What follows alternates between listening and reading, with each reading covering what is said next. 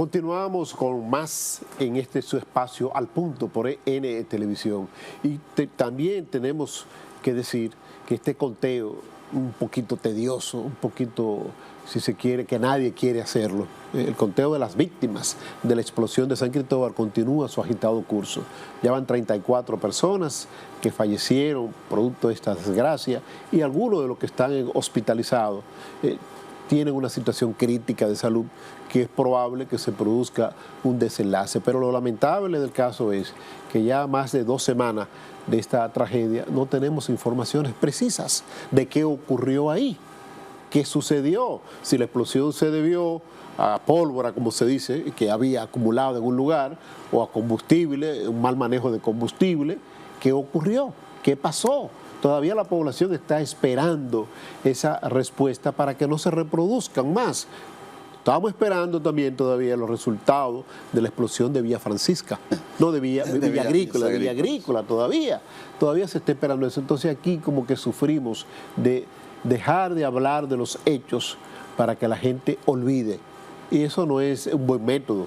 El método es enfrentar realidades como esa, tener un informe a mano para que se corrija, que el cuerpo de bomberos actúe, que actúe quien tiene que actuar para prevenir otras desgracias como esta. Ya dijimos la semana pasada, comentando la situación, que cuando suceden tragedias como esta, y poníamos de ejemplo los accidentes de aviación, que la caja negra se usa para eso, para ver qué produjo ese accidente y prevenirlo. Y se ha ido corrigiendo sobre la marcha, y por eso la aviación hoy es el transporte más seguro que existe. En el caso de San Cristóbal, en el caso de Poliplaza en Villa Agrícola, hace falta una investigación profunda. El gobierno ha dispuesto que los bomberos, el J2, el Ministerio Público, las Fuerzas Armadas estén investigando, y están todos investigando. Lo que uno se pregunta es qué ha pasado con el resultado de esta investigación. Hay muchas especulaciones, hay muchos rumores, hay muchas versiones. Estaba escuchando al obispo de Higüey, el obispo Masalle, que encabezó una Eucaristía en honor a las víctimas. Y él decía que posiblemente nunca sabremos qué produjo esa situación, esa explosión.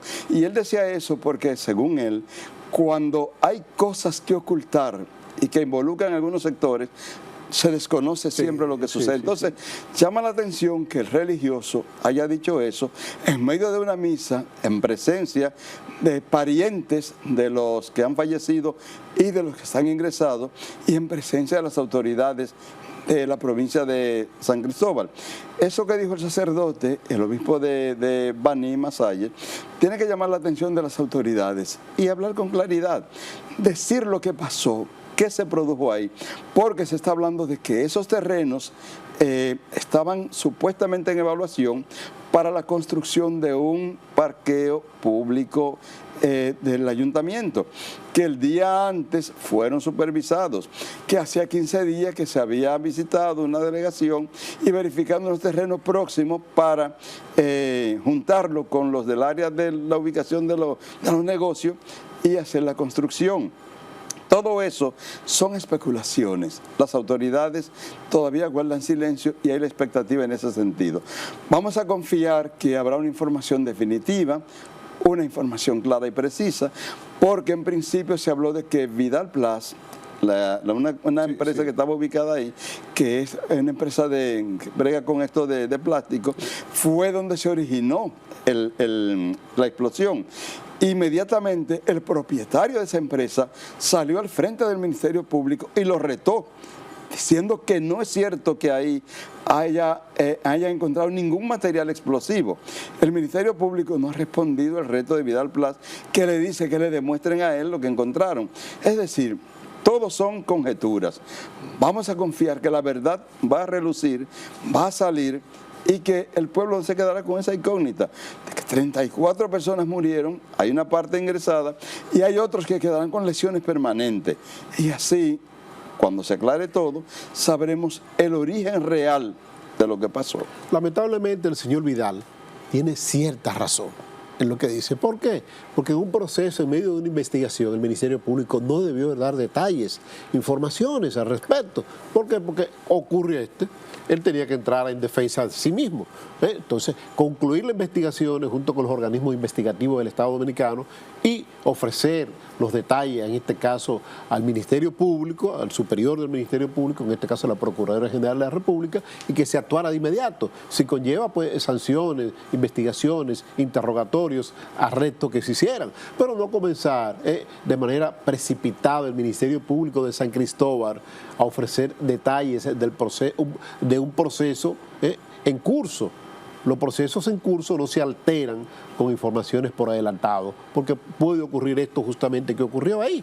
Entonces ya se altera el proceso de investigación, ya la persona se considera perseguido, se considera que se está actuando de manera indebida con él, pero si usted presenta una investigación concluyente, una expertise concluyente, con pruebas irrefutables, no hay más nada que hacer que dar curso. No se debe precipitar el informe, no se deben adelantar datos como usted bien plantea. No se puede hablar de conjeturas cuando hay hechos como estos. Exacto. Pero tampoco se puede dar larga a un problema. Exacto. Que se olvide, porque el caso de Poliplast es prácticamente olvidado. ¿Se olvidó ya? Ya nadie habla de eso, fueron 7 personas que murieron, otros quedaron lesionados, muchos perdieron sus empleos. Y la empresa está funcionando ahí mismo, en el mismo lugar. En el mismo lugar. Entonces, ahora esperamos que no suceda lo mismo, que sepamos qué sucedió, por qué sucedió, y si hay que sancionar a alguien, que haya sanción. Pero con pruebas. Con pruebas. Con pruebas concluyentes, tanto del J2, del DICRIM, del DNI, del Cuerpo de Bomberos de San Cristóbal, auxiliado con el Cuerpo de Bomberos de la capital dominicana, de quien sea. Entonces, que el Ministerio Público tenga ya los elementos suficientes como para, si es necesario acusar a alguien responsable de esto, porque ahí está el agujero donde se produjo la explosión. Ese agujero está ahí. Ese agujero no ocurrió porque ahí se derramó un galón de GLP o de gasolina, no. Tuvo que haber ocurrido algo mucho mayor para producirse ese agujero que está ahí producto de la explosión. Hasta ahora lo único concreto es eso, el agujero que está y la afirmación del Cuerpo de Bomberos de San Cristóbal de que hay 3 edificaciones que ya van a ser demolidas: la tienda Toledo, Vidal Plus y la veterinaria. Esas edificaciones no sirven para nada. Hay que destruirla porque su uso ya no tiene utilidad. Entonces, cuando se produzca eso, hay que ver la utilidad de los terrenos, porque en principio se habló hasta inmediatamente de un parque. Una plaza, una plaza. O sea, hay como declaraciones precipitadas que se dan. ¿Cómo hablar de una plaza en unos terrenos que ni siquiera son del Estado? Porque un funcionario dijo que van a hacer una plaza en unos terrenos que son de propiedad privada, sin hablar con el propietario de esos terrenos, sin saber si está dispuesto a cederlo para eso. Aunque en principio había el proyecto de un parqueo. Un parqueo, declararle de utilidad pública, pagarlo, el precio, el costo de esos terrenos, entonces el Estado usarlo. Claro. Pero tiene que agotarse un proceso. Bueno, vamos a confiar en las investigaciones que están haciendo los organismos del Estado y que la población lo conozca. Vamos a nuestra segunda pausa y después de esta pausa venimos con nuestro invitado de esta semana. Martín Espinal conversó con el psiquiatra José Miguel Gómez. José Miguel Gómez, ese psiquiatra que acaba de poner en circulación el libro La vida de Balaguer vista por un psiquiatra, pero ella no va a hablar de eso ahora.